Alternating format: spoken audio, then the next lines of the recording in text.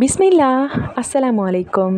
வெளிநாடுகளை பொறுத்த வரைக்கும் முகம் தெரியாதவங்க முன்ன பின்ன பழக்கம் இல்லாதவங்கள்டே தான் நம்ம பேசி பழகிட்டு இருப்போம். அந்த வகையில் என்னைக்காச்சும் ஒரு நாள் நம்ம ரிலேட்டிவ்ஸை பார்க்க போகிறோம், அவங்களுடைய முகத்தை பார்க்க போகிறோன்னா அன்னைக்கான டே வந்து நமக்கு ரொம்பவே ஸ்பெஷலான ஹாப்பியான டேவாக இருக்கும்.